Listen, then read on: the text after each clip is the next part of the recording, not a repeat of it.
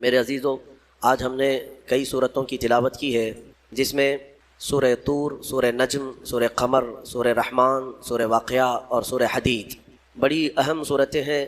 ہر ایک کی اپنی فضیلت ہے، اور ان میں سورہ رحمان کو زینت القرآن کہا گیا ہے۔ پورے قرآن کی یہ زینت ہے۔ تمام صورتوں میں اس سورہ کی جو زینت ہے وہ اپنی جگہ پر ہے۔ اس میں اللہ عز و جل نے اپنے بندوں سے مخاطب بار بار ارشاد فرمایا، فَبِأَيِّ آلَاءِ رَبِّكُمَا تُكَذِّبَانِ۔ اس میں مخاطب جو ہیں دو لوگ ہیں، جنات بھی ہیں اور انسان بھی ہیں۔ دونوں کو خطاب کیا جا رہا ہے کہ اے جنات اور اے انسانوں، تم اپنے رب کی کون کون سی نعمتوں کو جھٹلاؤ گے۔ اس آیت کو 30 سے زیادہ مرتبہ دہرایا گیا سورہ رحمان میں۔ میرے عزیزو، میرے آقا صلی اللہ تعالیٰ علیہ وسلم ارشاد فرماتے ہیں اپنے صحابہ سے کہ میں نے یہ سورہ جنات کے سامنے تلاوت کی تو وہ سن کر کے تم سے بہتر جواب دیتے تھے، یعنی رو پڑتے تھے، اور ہر آیت پر یہ کہتے کہ اے اللہ، ہم تیری کسی نعمت کو نہیں جھٹلاتے، ناشکری نہیں کرتے۔ میرے عزیزو، اللہ تبارک و تعالیٰ اپنے بندوں سے جو سب سے زیادہ پسند فرماتا ہے جو چیز، وہ شکر ہے۔ اور شیطان اگر سب سے زیادہ کسی چیز سے تمہیں دور کرتا ہے تو اللہ کے شکر سے ہی، کیونکہ اس نے چیلنج کیا ہے اللہ تعالیٰ کی بارگاہ میں۔ آیت کا حصہ میں آپ کے سامنے عرض کرتا ہوں۔ اللہ تبارک و تعالیٰ سے اس نے کہا، لَأَقْعُدَنَّ لَهُمْ صِرَاطَكَ الْمُسْتَقِيمَ ثُمَّ لَآتِيَنَّهُم مِّن بَيْنِ أَيْدِيهِمْ وَمِنْ خَلْفِهِمْ وَعَنْ أَيْمَانِهِمْ وَعَنْ شَمَائِلِهِمْ وَلَا تَجِدُ أَكْثَرَهُمْ شَاكِرِينَ۔ اللہ تعالیٰ سے چیلنج کرتے ہوئے کہتا ہے شیطان کہ مولا، تیرے راستے پر میں بیٹھ جاؤں گا، سیدھے راستے پر، جو بھی اس پر چلے گا سیدھے راستے پر، میں کبھی اس کے دائیں جانب سے، کبھی بائیں، کبھی سامنے سے، کبھی پیچھے سے آ کر اسے ایسا ورغلاؤں گا کہ اے رب، تو اپنے بندوں میں شکر کرنے والے نہیں پائے گا۔ شیطان بھی کس چیز کی وہ کر رہا ہے چیلنج میں؟ شکر کرنے والے نہیں پائے گا مولا تو۔ اور اللہ نے قرآن میں فرمایا، وَقَلِيلٌ مِّنْ عِبَادِيَ الشَّكُورُ، میرے بندوں میں شکر کرنے والے بہت کم ہیں، بہت کم ہیں۔ اب جب رحمان فرما رہا ہے تو پھر یہ جو انسانوں کی تعداد ہے، کوانٹیٹی ہے، اس میں اگر پرسنٹیج نکالا جائے تو وہ انگلیوں میں گنے جاتے ہیں جو شکر کرنے والے لوگ۔ شکر اس کی اللہ تبارک و تعالیٰ نے فرمایا، تم اگر شکر کرو گے، لَئِن شَكَرْتُمْ لَأَزِيدَنَّكُمْ، میں زیادہ دوں گا، وَلَئِن كَفَرْتُمْ إِنَّ عَذَابِي لَشَدِيدٌ، اور اگر تم ناشکری کرتے ہو میری نعمتوں کی تو پھر سمجھ لو کہ میرا عذاب بہت ہی سخت ہے۔ اللہ عز و جل اس چیز کو سخت ناپسند کرتا ہے کہ اس کی نعمتوں کا کوئی ناشکری کرے۔ اسی لیے میرے عزیزو، اللہ کے حبیب صلی اللہ تعالیٰ علیہ وسلم جب دعا کرتے تھے تو یوں یہ عرض کرتے تھے کہ مولا، تو اپنے شکر گزار بندوں میں میرا شمار فرما۔ سمجھ رہے آپ؟ صبر آسان ہے اور شکر مشکل ہے، صوفیاء نے فرمایا۔ حالانکہ شکر میں کیا کرنا کیا ہے؟ صبر دیکھا جائے تو کٹھن ہوتا ہے، برداشت کرنا ہوتا ہے، مصیبت آئی خاموش رہنا ہے، کسی چیز کی کمی ہو گئی خاموش رہنا ہے، یہی تو صبر ہے۔ گناہ کی خواہش ہوئی لیکن نہیں کیا، یہی صبر ہے۔ صبر دیکھا جائے تو مشکل ہے، لیکن صوفیاء کرام فرماتے ہیں صبر سے زیادہ مشکل شکر ہے۔ شکر ہے وہ کیسے؟ کہا کہ اس لیے کہ جب خوشیاں آتی ہیں تو عام طور پر انسان ہر چیز بھول جاتا ہے، اسے یاد ہی نہیں رہتا کہ دینے والے کا مجھے شکر بجا لانا چاہیے، وہ بھول جاتا ہے۔ یہی تو ہم نے دیکھا ہے۔ آپ تھوڑا سا تجزیہ کر کے دیکھ لیں اپنی زندگی میں، تھوڑا غور و فکر کر کے دیکھ لیں۔ ہمارے گھروں میں بھی جو کچھ بھی ایکٹیویٹیز ہوتی ہیں، جو معمولات چلتے ہیں، اگر گھر کے اندر کوئی مصیبت آئی تو آپ فاتحہ کروائیں گے، قرآن پڑھوائیں گے۔ میت ہو گئی تو کیا کریں گے؟ سب سے پہلے قرآن پڑھواتے ہیں۔ کسی کی بیماری ہو گئی، نزا کا وقت آیا، کسی کو بلایا، آپ قرآن پڑھوا رہے ہیں۔ بہت سخت بیمار ہے، پانی پڑھ کر کے پھکوا رہے ہیں۔ یہ ساری مصیبتوں کے وقت آپ قرآن یا عبادت کی طرف جا رہے ہیں، سجدہ کر رہے ہیں۔ لیکن کبھی شادی ہو رہی ہے گھر میں، بچے کا عقیقہ ہو رہا ہے، ولیمہ ہے، منگنی ہے، ان سب مواقع پر جو خوشیوں کے ہیں، کب قرآن خوانی ہوتی ہے؟ کب قرآن پڑھا جاتا ہے؟ کیا رب ذوالجلال کی بارگاہ میں پہلے سے کوئی شکرانے کی محفل ہوتی ہے؟ بہت کم دیکھا گیا۔ موت پر، غم پر، بیماری پر دعائیں مانگی تو ضرور جاتی ہیں، قرآن پڑھا تو جاتا ہے، لیکن خوشیوں کے موقع پر بندہ بھول جاتا ہے۔ اسی لیے صوفیاء اکرام نے فرمایا شکر جو ہے یہ مشکل ہے، اور منافق شکر نہیں کر سکتا۔ یہ مومن کو عطا کی ہوئی نعمت ہے شکر کرنا۔ شکر کیسے کریں گے آپ؟ شکر کے بہت سارے طریقے ہیں۔ صرف یہ نہیں ہے کہ زبان سے کہہ دیا الحمدللہ، بلکہ تمہارے ہاتھ و پیر بھی شکر بجا لاتے ہیں، تمہاری زبان بھی اور تمہارا دل بھی۔ تینوں طریقے ہیں شکر کے۔ کسی کی زبان چلتی ہی نہیں تو کیا وہ شکر گزار نہیں ہے؟ لیکن اگر اللہ رب العزت کے حوالے اپنے آپ کو کر دیا، دل سے وہ کہتا ہے کہ مولا میرا کچھ نہیں، سب تیرا ہے، وہ دل سے کہہ رہا ہے، اس کے دل کا شکر ہے۔ وہ ہاتھ اور پیر اگر عبادت کے لیے اٹھاتا ہے تو یہ ہاتھوں اور پیروں کی طرف سے اللہ کا شکر ہے، اور پھر زبان سے اگر کہتا ہے تو یہ زبان کا شکر ہے، الحمدللہ۔ اور میرے عزیزو، اللہ تبارک و تعالیٰ کو شکر ہی پسند ہے، اور شکر کا جو سب سے بہترین لفظ ہے وہ کیا ہے؟ شکر کرنے کا اللہ کا سب سے بہترین لفظ کیا ہے؟ الحمدللہ، یہی ہے نا؟ آپ کو عادت ڈالی گئی ہے کہ کسی نے بھی اگر آپ سے پوچھا کہ طبیعت کیسی ہے تو آپ کیا کہتے ہیں؟ الحمدللہ، چاہے سر درد ہو ہی رہا ہو لیکن آپ کہتے ہیں الحمدللہ۔ یہ شکر کرنے کا سب سے بہترین لفظ کیا ہے؟ الحمدللہ۔ اب میں آپ کو بتاتا ہوں یہ سب سے بہترین لفظ ہے، اسی لیے دیکھو کہ اللہ نے اپنی کتاب، آخری کتاب قرآن بھی اپنے حبیب پر اتارا تو اس کا سب سے پہلا ورڈ کیا رکھا؟ الحمدللہ۔ الحمدللہ سے پورا قرآن شروع ہوا۔ پھر تم اگر مولا کی بارگاہ میں عبادت کے لیے کھڑے ہوئے، نماز کے لیے رکعت باندھے، امام اگر کہیں سے جہر میں شروع کیا تو کہاں سے؟ نماز میں بھی اگر امام قرات شروع کرتا ہے تو کہاں سے شروع کرتا ہے؟ الحمدللہ سے ہی شروع کرے گا۔ میرے عزیزو، اتنا ہی نہیں بلکہ روایتیں ملتی ہیں کہ آدم علیہ السلام کو جب پیدا کیا گیا اور ان کے جسم میں روح ڈالی گئی، آپ کو چھینک آئی، سب سے پہلے آپ کی زبان سے نکلا الحمدللہ۔ اس سے اندازہ کرو کہ میرا مولا شکر پسند کرتا ہے، شکر پسند کرتا ہے، اسی لیے 30 سے زیادہ مرتبہ تم سے پوچھ رہا ہے مولا کون کون سی نعمتوں کو جھٹلاؤ گے؟ تم اللہ رب العزت کے آگے سرنڈر ہو جاؤ، سپرد ہو جاؤ کہ مولا نہیں، میں تیری کسی نعمت کا انکار نہیں کرتا۔ تمہیں اندازہ بھی نہیں ہے تمہارے پاس نعمتیں کیا کیا مولا نے دیا ہے، تمہیں اندازہ بھی نہیں ہے۔ وَإِن تَعُدُّوا نِعْمَةَ اللَّهِ لَا تُحْصُوهَا، اللہ فرماتا ہے اگر تم گننا چاہو گے اللہ کی نعمتیں ہرگز گن نہیں سکو گے۔ کیسے گنیں گے؟ ایک بزرگ نے لکھا ہے کہ اگر کوئی طے کر لیا، توجہ چاہتا ہوں، شیخ سعدی رحمۃ اللہ علیہ کے حوالے سے یہ بات ملتی ہے، کسی نے طے کر لیا کہ میں اللہ کی ساری نعمتوں کا شکر بجا لاؤں گا، اس نے جو بھی میری نعمتیں دی ہیں سب نعمتوں کا میں شکر بجا لاؤں گا، ٹھیک ہے؟ تمہاری زبان اللہ نے دیا ہے، یہ ایک نعمت ہے، ناک نعمت ہے، کان نعمت ہے، آنکھ نعمت ہے، ہاتھ ہیں، انگلیاں ہیں، پورے جسم میں ایک ایک عضو اللہ کی نعمت ہے۔ پھر پلس اس کے علاوہ جینے کے لیے جو یہاں پر گھر دیا یہ نعمت ہے، زمین پر چلنے کی طاقت دی یہ نعمت ہے، اور سونے کے لیے ہمیں بستر دیا، پہننے کے لیے کپڑے دیا یہ نعمت ہے، رشتہ دار دیا یہ نعمت ہے، اولاد دیا یہ نعمت ہے، ماں باپ دیا یہ نعمت ہے، اچھے دوست دیا یہ نعمت ہے، اسلام دیا یہ نعمت ہے، ایمان پر رکھا یہ نعمت ہے، اپنے آخری نبی کی امت میں پیدا کیے یہ نعمت ہے۔ یہ ہزاروں نعمتیں ہیں، لیکن اگر تم چلو طے کر لیتے ہو کہ میں اللہ کی ساری نعمتوں کا ایک ایک بات دیگر شکر بجا لاؤں گا، اے اللہ تو نے مجھے زبان دی الحمدللہ، تو نے مجھے ناک دی الحمدللہ، سب نعمتوں کا شکر کرنے کا اگر کسی نے ارادہ کر لیا تو شیخ سعدی فرماتے ہیں تو پہلے وہ بیٹھ جائے، اس کو اللہ نے جو سانسیں دی ہیں نا یہ سب سے بڑی نعمت ہے۔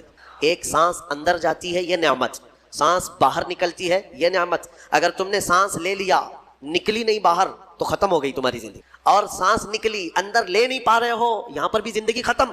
سانس لینا ایک نعمت، سانس باہر چھوڑنا یہ ایک نعمت، شیخ سعدی فرماتے ہیں، اور ہر سانس نہیں ہوتی ہے، پرانی سانس نہیں آئے گی، پھر ہر سانس نہیں ہے، تو ہر سانس کے بدلے ہی تم اگر الحمدللہ کہتے رہ جاؤ گے تو زندگی گزر جائے گی سانسوں کے شکر پر، باقی نعمتیں ویسی ہی رہ جائیں گی، صرف سانسوں کے شکر پر تو زندگی گزر جائے گی۔ میرے عزیزو، اندازہ بھی نہیں کر سکتے کہ اللہ نے کون کون سی نعمتوں سے نوازا ہے۔ تمہیں پتہ ہے میں ایک مرتبہ اس چیز کو بھی پڑھا تھا کہ اگر تمہیں سانس خرید کر کے لینا پڑ جائے، ہاسپٹل میں جا کر کے دیکھو آکسیجن کا ایک سلنڈر جو کبھی مریضوں کو لگایا جاتا ہے کتنی قیمت کا ہوتا ہے، دن بھر میں وہ کتنے سلنڈر سانس کھینچتا ہے۔ اس اعتبار سے اگر تمہاری زندگی 60 سال کی ہوئی اور 60 سال تمہیں آکسیجن خرید کر کے لینا پڑا تو تقریباً اس کی قیمت جو ہے کئی 100 کروڑ میں چلی جاتی ہے۔ ایک اندازے کے مطابق 50 سے 60 کروڑ کا آکسیجن تمہیں لگ جاتا ہے، تو کیا یہ ہر آدمی کیپیبل ہے اپنی سانسوں کو پیسے سے خرید سکے گا؟ اور رب ذوالجلال نے تمہارے لیے اتنی آسانیاں کی ہیں کہ سانس ایسا نہیں ہے کہ فلاں شہر میں ملتی ہے جا کر کے لائیں اور پھر کھینچیں، تم جہاں ہو تمہاری ناک کے قریب ہوائیں کیا ہے۔ اس رب قدیر نے اتنی بڑی نعمتوں سے تمہیں نوازا، تمہیں اندازہ بھی نہیں ہے، اور اسی لیے رب تعالیٰ فرماتا ہے فَبِأَيِّ آلَاءِ رَبِّكُمَا تُكَذِّبَانِ، تم میری کون کون سی نعمتوں کو جھٹلاؤ گے۔ حاتم اصم ایک بزرگ ہے، حضرت حاتم خلیفہ ہارون رشید کے زمانے کے ہیں۔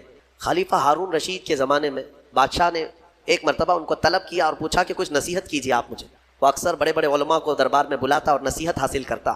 حضرت حاتم اصم رضی اللہ تعالیٰ عنہ نے بادشاہ سے ایک سوال کیا کہ ہارون، اگر تمہارے ساتھ ایسا ہو جائے زندگی میں اور پیاس کی شدت ایسی ہے کہ تم بلک رہے ہو، اگر تم کو کوئی ایک گلاس پانی دینا چاہے اور وہ پیسوں میں دینا چاہے اور اس آدمی کے علاوہ کسی کے پاس پانی نہیں ہے، تم ایسی جگہ پر پہنچ گئے ہو جنگل میں یا صحرا میں، تو تم اس کو کتنے پیسے دے کر خرید سکتے ہو؟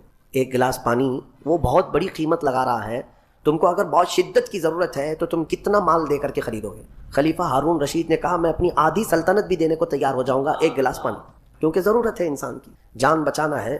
تو حاتم اسم نے کہا ٹھیک ہے، تمہیں پانی تو مل گیا، کبھی ایسا ہوا تمہاری زندگی میں تم نے پانی تو پی لیا، پیٹ بھر کر پی لیا، پیٹ بھر کر کے، لیکن پانی اب نکلتا نہیں ہے، باہر نہیں نکلتا پانی، کوئی صورت ہی نہیں ہے کہ تمہارا پانی باہر آئے، پیشاب بند ہو چکا ہے، کوئی ایک حکیم ایسا ہے جو تم سے یہ کہے کہ میں تیرے پیٹ کا پانی باہر نکال دوں گا، تو اسے کتنی قیمت دے گا؟ ہارون رشید نے کہا اس کو بھی میں اپنی آدھی سلطنت دے دوں گا، میرا پانی نکال دے۔ تو حضرت حاتم اسم نے فرمایا ہارون تیری پوری سلطنت کی قیمت ایک گلاس پانی کے برابر ہے، اگر نہ ملے تو آدھی سلطنت، اور مل جائے نکالنے کے لیے آدھی سلطنت، تو سوچ وہ رب ذوالجلال بغیر کسی قیمت کے روز تجھے پلاتا بھی ہے اور روز تیرے سے نکالتا بھی ہے، کتنی بڑی نعمت ہے تیرے لیے۔ میرے عزیزو، میں آپ کو ایک چیز بتاتا ہوں، میرے آقا صلی اللہ تعالیٰ علیہ وسلم نے اپنی امت کو سب سے زیادہ اگر دعائیں سکھائی ہیں تو وہ شکر کی دعائیں، شکر کی دعائیں تلاش کر لینا، یہ میرے مطالعے کے اعتبار سے میں آپ کو بتا رہا ہوں۔ آپ روزمرہ کی زندگی میں، روزمرہ کی زندگی میں جو چیز بھی کرتے ہیں اس میں اللہ کا شکر ہے، میرے آقا نے سکھایا۔ آپ کھانا کھانے کے لیے بیٹھ رہے ہیں، بسم اللہ پڑھ کر کے شروع کیے، کھانا ختم ہونے کے بعد میرے آقا نے سکھایا ہے الحمدللہ الذی اطعمنا وسقانا وکفانا وجعلنا من المسلمین۔ کیا ہے؟ تمام تعریفیں اس اللہ کے لیے، شکر ہے اس مولا کا جس نے ہمیں کھلایا پلایا اور ہمیں ہدایت دیا اور مسلمان بنایا۔ کھانے کے بعد بھی میرے آقا نے یہی سکھایا، کھانے کے بعد تمہیں کرنا کیا ہے؟ یہی ہے۔ اچھا، اور نیند لگ رہی ہے، سونے کے وقت کہا بسم اللہ پڑھ کر کے سو جاؤ، لیکن سو کر کے اٹھتے ہو اگر نیند کھلتی ہے تو میرے آقا فرماتے ہیں یہ پڑھو الحمدللہ الذی احیانا بعد ما اماتنا۔ الحمد سے ہی شروع ہے، تمام تعریفیں اس اللہ کے لیے جس نے ایک موت کے بعد مجھے دوبارہ اٹھایا ہے۔ آپ کیا سمجھتے ہیں؟ نیند جو ہے موت کی بہن ہے، اگر کوئی سویا مولا چاہے تو اس کی آخری نیند ہو سکتی ہے۔ بہت سارے ایسے ہیں جو سوئے اور پھر اٹھ ہی نہیں سکے۔ نیند کی حالت ایسی ہوتی ہے کہ وہ آدھی موت کے برابر ہے، اس کو خبر نہیں ہوتی، اسی میں وہ چلا بھی جا سکتا ہے، اور پھر جب تمہیں بیدار کرتا ہے مولا تو یہ نعمت ہے، بہت بڑی نعمت ہے کہ تمہیں موت کے منہ میں لے جا کر واپس لے آیا۔ جب بھی تم اٹھتے ہو میرے آقا نے فرمایا شکر بجا لاؤ، شکر ہے اس اللہ کا، تمام تعریفیں اس اللہ کی۔ بعد ما اماتنا احیانا بعد ما اماتنا، ہمیں موت دینے کے بعد دوبارہ اٹھایا ہے، اس اللہ کا شکر ہے۔ سو کے اٹھو تو الحمدللہ۔ اتنا ہی نہیں میرے عزیزو، میرے آقا صلی اللہ تعالیٰ علیہ وسلم فرماتے کپڑا اگر پہن لیا تو بھی پڑھو الحمدللہ الذی کسانی ھذا۔ تمام تعریفیں اس اللہ کے لیے جس نے مجھے یہ جوڑا پہنایا۔ ہاں، ورنہ اگر مولا تعالیٰ نہ چاہے تو کسی جسم پر کپڑا بھی نہیں آئے گا، وہ روز تمہیں پہناتا ہے، تمہارے سطر کو چھپاتا ہے۔ اتنا ہی نہیں، میں آپ کو بتاؤں استنجا کے لیے بھی جاتے ہو، پیشاب کے لیے فرمایا گیا کہ بسم اللہ پڑھ کر کے تو جانا ہے، اور اللہ کی پناہ مانگ کر کے جاؤ، بسم اللہ اللہم انی اعوذ بک من الخبث والخبائث۔ لیکن جب تم استنجا کر کے باہر آتے ہو تو حضور نے فرمایا پھر یہ کہو الحمدللہ الذی اذهب عنی الاذى وعافانی۔ وہاں بھی شکر ہے، کس بات کا شکر ہے؟ تمام تعریفیں اس اللہ کی، اس کا شکر ہے جس نے اذیت دینے والی، تکلیف دینے والی چیز کو میرے جسم سے دور کیا۔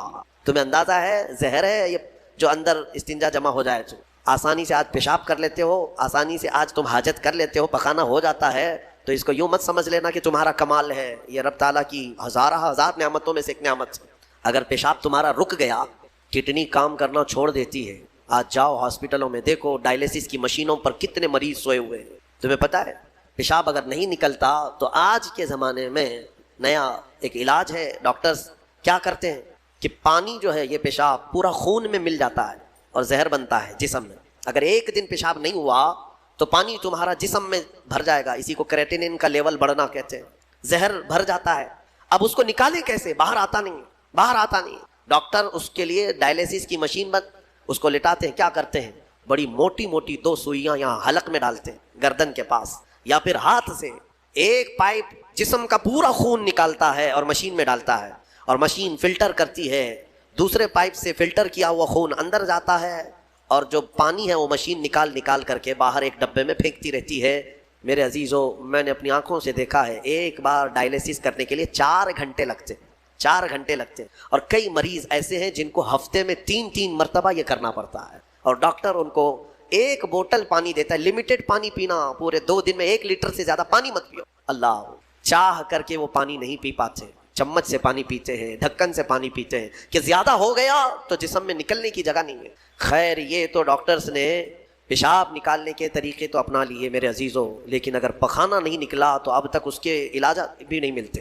کھا لیا آپ نے، اگر یہ غلاظت نہیں نکل پائی تمہارے اندر تو پورے جسم میں یہ زہر بن کر کے پھیل جائے گا، موت کا سبب بن جاتا ہے۔ جب ہم بیت الخلاء میں جاتے ہیں اور پیشاب پاخانہ کر کے نکلتے ہیں تو تمہیں کیا لگتا ہے؟ میرے عزیزو، یہ اللہ کی ہزارہ نعمتوں میں سے ایک نعمت ہے کہ اذیت دینے والی چیز کو اس نے ہمارے جسم سے ہٹایا ہے۔ اسی لیے مولا فرماتا ہے فَبِأَيِّ آلَاءِ رَبِّكُمَا تُكَذِّبَانِ، تم میری کون کون سی نعمتوں کو جھٹلاؤ گے؟ اچھا، یہ تو نکلنے والی بات میں نے کیا نا، نکلنے والی بات، لیکن تمہیں پتا ہے تمہیں اگر کھانے کے لیے بھوک نہ لگے تو کچھ نہیں کر سکو گے۔ کھانے کی خواہش ہونا یہ اللہ کی نعمت ہے، بھوک لگنا یہ اللہ کی نعمت ہے۔ اچھا یہ بھی میں آپ کو بتا دوں، بھوک لگتی نہیں ہے کسی کو تو یہ مصیبت ہے، کھا ہی نہیں سکتا، بغیر بھوک کے وہ اندر لے بھی نہیں سکتا لقمہ۔ یہ رب تبارک و تعالیٰ کی طرف سے نظام رکھا گیا ہے، وہ بھوک لگتی ہے وہ کھاتا ہے۔ اور ایک بات میں بتا دوں، ایک بڑی بیماری ہے دنیا کی، بھوک تو بہت لگتی ہے، آدمی کھائے جاتا ہے لیکن پیٹ بھرتا نہیں، سیرابی نہیں ہوتی، شکم سیر نہیں ہوتا۔ یہ بیماری ہے ہیضے کی بیماری۔ اس بیماری میں حجاج بن یوسف مر گیا، ہاں بڑا گورنر تھا، جانتے ہیں بھوک اتنی لگتی تھی اس کو کہ ایک مرتبہ ایک گائے پوری ذبح کر کے بھون کر کے اس کو کھلائی گئی، پیٹ نہیں بھرا، خواہش ابھی بھی باقی ہے، بھوک ابھی بھی ہے، اور کچھ کھلا دو اور کچھ کھلا دو۔ اس کو پھر انڈے کھلائے گئے، مرغیاں کھلائی گئی، اتنا کھلایا گیا کہ پیٹ پھٹ گیا اور زہریلا ہو گیا۔ آپ کو کیا میں بتاؤں، پیٹ 4 لقمے کھانے کے بعد، کسی کو 10 لقمے کھانے کے بعد ایسا لگتا ہے نا پیٹ بھر گیا، الحمدللہ پیٹ بھر گیا۔ یہ جو شکم سیر آپ کو لگتا ہے یہ اللہ کی نعمت ہے۔ کچھ لوگوں کو یہ بیماری ہے کہ تم ان کو 4 کلو بھی اندر کچھ ڈال دو تو یہاں کی جو چاہت ہے وہ نہیں جائے گی، ہاں خواہش نہیں ختم ہوگی۔ اسی طرح پیاس لگنا اللہ کی نعمت ہے، اور پیاس کا بجھ جانا یہ بھی نعمت ہے۔ سکرات کے وقت میں فرمایا گیا کرے ایک ندی پانی بھی اس کو پلایا جائے تو یہ حلق نہیں سوکھے گا، پیاس باقی رہے گی، اور پانی اور پانی اور پانی۔ تم اندازہ کر سکتے ہو ایک گلاس پانی پینے کے بعد اگر ٹھنڈک لگی، ہاں پیٹ بھر گیا، پیاس بجھ گئی، نعمت ہے اللہ کی یہ۔ اور ایک بیماری یہ ہے کہ اس کے اندر ایک بالٹی پانی بھی ڈال دیا جائے تو حلق نہیں سوکھتا، پیاس بجھتی نہیں ہے، پھر زبان چپکنے لگتی ہے، حلق سوکھنے لگتا ہے، یہ بیماری ہے۔ میرے عزیزو، میں تو صرف تمہارے جسم کی نعمتیں گنا رہا ہوں، تمہیں اندازہ بھی نہیں ہے۔ ابھی چند دنوں قبل میں نے اپنے بچوں کے سامنے بھی ایک بات عرض کیا تھا، میں 1-2 سال قبل شاید ایک مطالعے میں تھا، کسی چیز کی اسٹڈی میں ایک نئی چیز میرے مطالعے پہ آئی تھی۔ ایک صاحب کئی دنوں سے وہ بیمار رہتے تھے، ان کو ہوتا کیا تھا، چلتے تھے تو اچانک ٹیڑھے ہو جائیں اور ایسا لگے کہ دیوار گر رہی ہے، روڈ پہ چلے تو ایسا لگے کہ یہ گاڑی میرے اوپر گرے گی۔ ہاں یہ ایک بیماری ہے۔ آپ زمین پر کھڑے ہوتے ہیں، 2 پیروں سے کھڑے ہوتے ہیں نا، بیلنس کیسے رہتا ہے تمہارا؟ یہ چاہے موٹے ہو تگڑے ہو لیکن سیدھے تو کھڑے رہتے ہو، اور چلتے ہو تو کیا ایک طرف جھک جھک کے چلتے ہو، کبھی ادھر کبھی ادھر نہیں، ہوائیں چاہے جتنی بھی آئیں آپ سیدھے چلتے ہیں۔ یہ کون ہے جو تمہارے بیلنس کو مینٹین کیا ہوا ہے؟ صرف 2 ٹانگوں پر تمہارے پورے وزن کو کس نے قائم رکھا ہے؟ اگر تجربہ کرنا ہے تو مٹی کا ایک پتلا اس طرح سے چلا کر کے دکھاؤ، 2 ٹانگوں پر چلا کر کے دکھاؤ، بیلنس کون رکھے گا؟ ارے پتلے بھی اگر بنا کر کے کھڑا کرتے ہیں کہیں اسٹیچو تو انہیں گاڑ دیتے ہیں، کھڑا نہیں کر پائیں گے۔ اتنا تمہاری ہی وزن کے بعد 80 کلو کا ایک پتلا بناؤ مٹی کا اور اس کو صرف پیروں پہ کھڑا کر کے دکھاؤ، نہیں کھڑا ہوگا، ہوا آئے گی گر جائے گا۔ تمہیں ہوا کیوں نہیں گراتی؟ کون ہے جو تمہیں برقرار رکھا ہوا ہے؟ آپ کو میں بتاؤں تو حیرت ہوگی آپ کہ کون سی چیز مینٹین کرتی ہے، پتا ہے آپ کو کون سی چیز تمہارے جسم کے اندر؟ نہ تمہارے ہاتھ نہ تمہارے پیر۔ اللہ اکبر، اللہ کی نعمتوں پر قربان جاؤ۔ ایک صاحب انہوں نے مجھ سے ملاقات کی تھی اور اپنی بیماری یہ بتائی تھی کہ ایسا لگتا ہے، تعویذ بھی کرائے، دعا بھی کرائے، وظیفے بھی کروائے، بہت ساری۔ ایک ماہر دانشور تھے، انہوں نے مجھ سے یہ کہا کہ مولانا مسئلہ یہ ہے کہ ہمارے دونوں کانوں کے بیچ میں ایک چھوٹا سا پارا، ایک قطرہ ہوتا ہے پارے کا، لکوڈ پارا، دیکھیں آپ بی پی چیک کرنے کے وقت جو چڑھتا اترتا ہے مشینوں پہ، اس طرح کا ایک ہلکا سا ایک لکوڈ قطرہ ہمارے دونوں کانوں کے برابر بیچوں بیچ ہوتا ہے، اور وہ قطرہ ہے جو پورے بیلنس کو مینٹین کرتا ہے۔ وہ ایک قطرہ ہے، اگر اس قطرے کے اندر ذرا برابر بھی ادھر ادھر ہوا، وہ ایک طرف ہو گیا تو آدمی یوں چلنے لگ جائے گا، اگر وہ اس طرف ہو گیا قطرہ تو پھر آدمی اس طرف جھک جائے گا، اور یہ جلدی ہوتا نہیں ہے۔ وہ اتنا مضبوطی کے ساتھ پورے انسانوں کے جسموں کو سنبھالے رکھتا ہے۔ میرے عزیزو، پھر میں یہ پوچھتا ہوں فَبِأَيِّ آلَاءِ رَبِّكُمَا تُكَذِّبَانِ، تم اپنے رب کی کون کون سی نعمتوں کو جھٹلاؤ گے؟ اور ایک بات، عجیب عجیب چیزیں میں نے دیکھی، کبھی ہم غور نہیں کرتے نا اپنے جسم میں، اور اسی لیے میرا رحمان فرماتا ہے وَفِي أَنفُسِكُمْ أَفَلَا تُبْصِرُونَ، تمہاری ذات میں میری نشانیاں ہیں، تم دیکھتے نہیں؟ اللہ پوچھ رہا ہے، تمہاری اپنی ذات میں میری نشانیاں ہیں۔ محبوب الہی نظام الدین اولیاء رحمۃ اللہ تعالیٰ علیہ نے فرمایا، اللہ تبارک و تعالیٰ تک اگر پہنچنا چاہے بندہ تو صرف اس کی نسیں جو ہے نا، اس کی رگیں، یہی کافی ہیں اس کے لیے۔ ہاں میرے عزیزو، آج بھی ڈاکٹرز یہ کہتے ہیں کہ تمہارے جسم کے اندر کی نسیں اگر کھول کر کے پھیلا دی جائیں تو 10,000 کلومیٹر تک پھیل جائیں گے، یعنی تقریباً ایک دنیا گھومنے کے برابر۔ اتنی نسیں تمہارے جسم کے اندر ہیں کہ اگر ان کو کھول کر کے پھیلا دیا جائے تو اتنی لمبی کون ہے جو یہ سارا مینٹین کیا ہوا ہے، اور ہر نس میں وہ خون کو دوڑاتا ہے اور پھر واپس پہنچاتا ہے دل تک۔ ایک چیز میں جو کہہ رہا تھا وہ یہ ہے، عجیب سی چیز ہے، ایک صاحب نے فرمایا کہ ایک بیماری ہے کہ یہ ایک صاحب ہیں کہ ان کی آنکھوں کی پلک بند ہی نہیں ہوتی، اس پر تحقیق کی گئی۔ میرے عزیزو کتنی چھوٹی چیز لگتی ہے، آپ پلکیں جھپکاتے ہیں نا، آپ کے اختیار میں نہیں، اور بہت ہلکی سی ہے، یوں کیا بند ہوئی، یوں کیا کھول دیا، آنکھیں بند ہو رہی کھل رہی ہے۔ آپ کو پتا ہے اس کے اندر کیا چیز ہے؟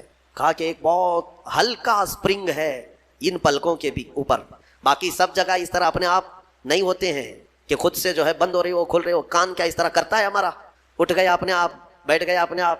یہ ہلکی سی پلکوں کی جو چمڑی ہے نیچے آتی اوپر جاتی ہے، نیچے آتی اوپر جاتی ہے، کیا چیز ہے؟ تو ایک صاحب نے ہمیں بتایا کہ بہت ہلکا اسپرنگ ہوتا ہے، اگر وہ اسپرنگ ختم ہوا کسی کا تو بلڈوزر سے بھی کھینچ کر کے بند نہیں کر سکو گے، ان پلکوں کی چھوٹی سی چمڑی کو کھینچ کر کے بھی بند نہیں کر سکو گے، وہ بند نہیں ہوگی پھر۔ اسی لیے مردوں کو دیکھو، اگر کسی کی آنکھیں بند نہیں کیا آپ نے موت کے بعد، وہ کھلی رہ گئی، تو پھر آپ گھنٹوں کھینچ کھینچ کے اس کی آنکھ بند کرو، بند نہیں ہوگی، کیونکہ موت کے بعد یہ سارا حصہ ختم ہو گیا، اور مرے ہوئے آدمی کو آنکھیں بند ہے اس کی، آپ نے بند کیا، پھر اس کے 1-2 گھنٹے کے بعد اس کی پلکیں اٹھا کر کے دکھا دو، کھول کر کے دکھا دو اس کی آنکھیں، سارے لوگ مل کر کے بھی اس کی آنکھوں کی پلکوں کو کھول نہیں سکے۔ میرے عزیزو ہے تو بہت ہلکی سی چیز، لیکن تمہیں پتا ہے اس کی معنویت کتنی ہے، اس کی معنویت کتنی ہے؟ یہ بات میں کیوں کہہ رہا ہوں؟ ایک صاحب کو یہ بیماری کی وجہ سے، اس بیماری کی وجہ سے وہ پاگل ہو گئے۔ کیا بیماری تھی؟ کہ پلک جھپک نہیں رہی ہے، بند نہیں ہو رہی ہے، اور بند نہیں ہو رہی ہے تو نیند نہیں آتی، جیسے نیند آئے گی تو آنکھوں کا آٹومیٹک بند ہونا ہے، اور آنکھ بند نہیں ہو رہی تو سوئے گا کیسے؟ اور نس ہونے کی وجہ سے وہ مینٹلی ختم ہو گیا، پاگل ہو گیا، اور اب تو شاید مر بھی گیا ہوگا۔ یہ کافی 2-3 سال پہلے کی بات میں، ہم اندازہ بھی نہیں کرتے کہ اتنی چھوٹی چھوٹی چیزیں۔ میرے عزیزو ہمارے بال جو جسم میں ہیں، ایک رواں بھی اس کا بال کا، یہ اللہ کی نعمت ہے۔ آپ دیکھیں ایک بال بھی نکل گیا تو پھوڑی آ جاتی ہے، اس کی قیمت بتانے کے لیے کہ یہ یوں ہی اللہ نے نہیں دیا تم کو، یوں ہی نہیں۔ ایک خاتون کو میں نے دیکھا تھا، چھوٹی سی لڑکی تھی وہ، اس کے صرف یہ آنکھوں کے اوپر کی بھویں نہیں تھی اور بال کچھ بھی نہیں تھے، جس کی وجہ سے وہ اتنی ڈراؤنی لگتی تھی کہ بچے دیکھ کر کے بھاگ جاتے تھے، صرف یہ آنکھوں کے بال نہیں تھے، اور وہ چہرہ چھپائے رہتی، بہت بڑی ٹیلنٹڈ بچی، پڑھنے میں لکھنے میں ساری چیزوں میں بہت اچھی، لیکن اس کی وجہ سے وہ چہرہ چھپائی رہتی۔ اس دن مجھے محسوس ہوا کہ اگر ایک بھی چیز ہماری ادھر ادھر ہو جائے تو انسان کا سارا جمال ختم ہو جاتا ہے۔ اسی لیے میرے عزیزو اللہ نے جو چیزیں تمہارے پاس آج دی ہیں، شکر بجا لاؤ، اللہ کا شکر بجا لاؤ۔ اور سورہ رحمان آج تم نے سنا ہے، بار بار مولا کی بارگاہ میں عرض کرو، مولا ہم تیری کسی نعمت کو نہیں جھٹلاتے، ہر نعمت پر تیرا شکر بجا لاتے۔ میں اپنی گفتگو کو سمیٹتے ہوئے اخیر میں ایک حدیث سنا دیتا ہوں۔ اللہ کے حبیب صلی اللہ تعالیٰ علیہ وسلم نے ارشاد فرمایا، آج ہی میں نے درس قرآن میں بھی سنایا تھا، حضور اکرم صلی اللہ علیہ وسلم نے فرمایا 3 چیزوں کو غنیمت جانو، 3 چیزوں کے آنے سے پہلے۔ وہ 3 چیزیں کیا ہیں؟ توجہ سے سنو۔ میرے آقا فرماتے ہیں جوانی ہے تو غنیمت جانو بڑھاپا آنے سے پہلے، جوانی کو غنیمت جانو بڑھاپا آنے سے پہلے، اس لیے کہ بڑھاپے میں جو کچھ ہوتا ہے وہ پھر وہ بوڑھوں کو معلوم ہے، ساری چیزیں ایک کے بعد دیگرے رخصت ہونے لگ جاتی ہیں، وہ طاقت نہیں، وہ قوت نہیں۔ بڑھاپے میں بہت خواہش تو ہوتی ہے کرنے کی، لیکن کر نہیں سکتا، اسی لیے جوانی کو غنیمت جانو۔ اے نوجوانوں، عیاشی میں برباد کرو گے تو پچھتاؤ۔ دوسری چیز میرے آقا فرماتے ہیں آج صحت ہے تو صحت کو بیماری سے پہلے غنیمت جانو، بیمار ہونے سے پہلے دیکھو اپنے ہاتھوں کو، پیروں کو، سب صحیح سلامت ہے آج، آنکھ دیکھ رہی ہے، کان سن رہے ہیں، زبان بول رہی ہے، ہاتھ پیر چل رہے ہیں، شکر کرو اللہ کا۔ اس لیے کہ ہم نے دیکھا ہے چند دنوں کے بعد ایسی بیماریاں جکڑ لیتی ہیں، سجدہ کرنا چاہتا ہے لیکن پیر مڑتے نہیں، پیر جام ہو گئے، رکوع کرنا چاہتا ہے کمر جھکتی نہیں۔ آج صحت ہے تمہارے پاس، کل آنکھیں ساتھ چھوڑنے لگ جائیں گی، کان کم سنائی دینے لگ جائیں گے، زبان میں راشا تاری ہونے لگ جاتا ہے، ہکلاہٹ آنے لگ جاتی ہے، چاہ کر کے بھی بہت ساری چیزیں تم کر نہیں پاتے۔ اسی لیے آج صحت ہے، غنیمت جانو، اس کوئی بیماری نہیں۔ آج چند ہی دنوں کے بعد دیکھنا کہ شوگر ساتھ، بی پی ساتھ، ایسے ساتھ ہوتے ہیں کہ پھر قبر تک نہیں چھوڑتے۔ ہاں آج صحت ہے، کل کسی کو کینسر ہوا تو پھر وہ جنازے کے ساتھ ساتھ کینسر جاتا ہے، کچھ نہیں کرتے، اور ان بیماریوں میں آنے کے بعد ان کو صحت کے دن یاد آتے ہیں، کاش جب میں اچھا بھلا تھا تو اللہ کی عبادت کرتا، بیمار ہوں کچھ نہیں کر پاتا۔ میں نے آپ کو اس سے قبل بھی بتایا تھا میرے عزیزو، ایک نوجوان کی بات مجھے بار بار وہ جھنجھوڑتی ہے، ممبئی شہر کے رہنے والا نوجوان، 22 سے 24 سال کا، باپ اکلوتے بیٹے کو بہت اچھا پڑھایا تھا، لندن بھیج کر کے پڑھایا تھا، اکلوتا بیٹا، بڑے باپ کا بیٹا ہے، اور 24 سال کی عمر میں اس کو بون کینسر ہو گیا، ہڈیوں کا کینسر ہو گیا۔ یونیورسٹی میں پڑھا اچھا، اور اس کے بعد پتہ ہی نہیں چلا، اچانک 3rd اسٹیج پہ پتہ چلا۔ پھر 6 مہینے شاید علاج کے لگے ہوں گے، ڈاکٹروں نے کہا کہ اس کو گھر لے جاؤ، اب کچھ نہیں ہوگا۔ گھر آیا تھا، اس کی ہڈیاں گل گئی تھی۔ ہاں، بون کینسر بڑا ڈینجر ہے، ہڈیاں جو ہے پاؤڈر ہونے لگ جاتی ہیں، اس کو اگر اٹھائیں تو پیٹھ کی ہڈی میں انگلیاں اندر جانے لگ جاتی ہیں۔ یہ کینسر بہت خطرناک قسم کا۔ اس کے چند دن بچے ہوں گے اپنے گھر پر، علاج وغیرہ سب ختم ہو چکا۔ اس نے اپنے باپ کو ایک دن حسرت سے بلایا اور کہا، ابا میری وہ 10ویں کی 12ویں کی گریجویٹ کی یہ جو مارک شیٹ ہے، سند ہے، جو میں نے مڈل حاصل کی وہ کہاں ہے؟ کہا بیٹا سب سنبھال کے رکھا ہوں۔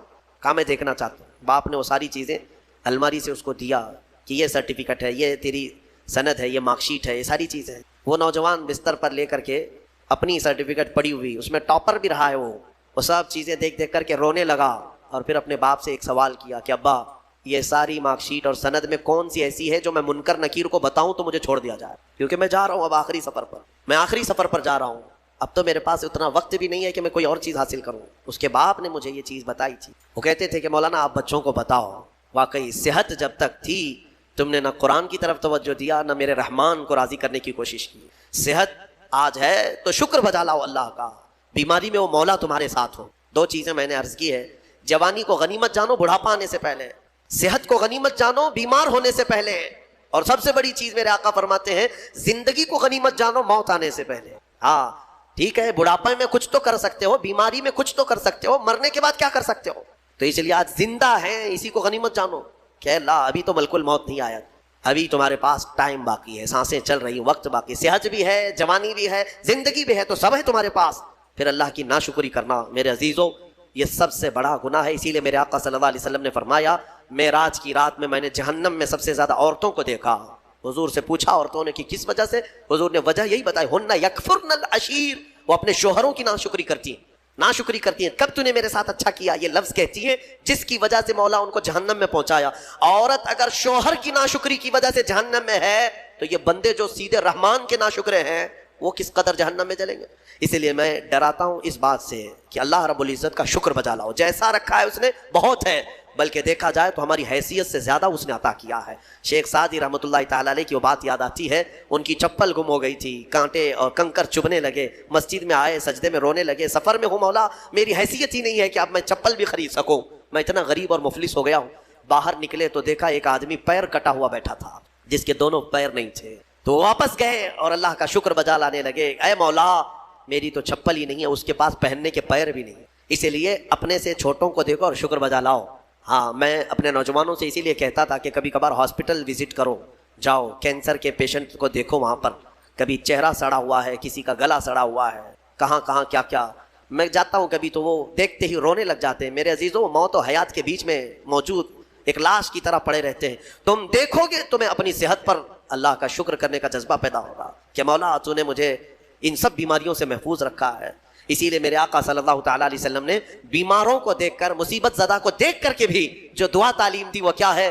اللہ تعالیٰ نے، اللہ کے حبیب نے یہی دعا سکھائی، الحمدللہ الذی فضلنا علی کثیر ممن خلق تفضیلا، الحمدللہ الذی عافانی مما ابتلاک بہ وفضلنی علی کثیر ممن خلق تفضیلا۔ اے مولا تیرا شکر ہے تو نے مجھے عافیت دی ہے، جس میں تو اس کو مبتلا کر رکھا ہے اس سے تو مجھے بچا کر رکھا ہے، اور سب پر تو نے، اکثر بندوں پر تو نے مجھے فضیلت دی ہے، مولا یہ تیرا شکر ہے۔ اسی لیے میں کہوں گا فَبِأَيِّ آلَاءِ رَبِّكُمَا تُكَذِّبَانِ، اے انسانوں اور جنات تم اپنے رب کی کون کون سی نعمتوں کو جھٹلاؤ گے؟ اگر جھٹلاؤ گے تو پھر پکڑ ہوگی۔ مولا کریم کی بارگاہ میں عرض کرو، مولا ہماری ہر سانس کے بدلے تیرا کروڑ ہا کروڑ شکر و احسان ہے۔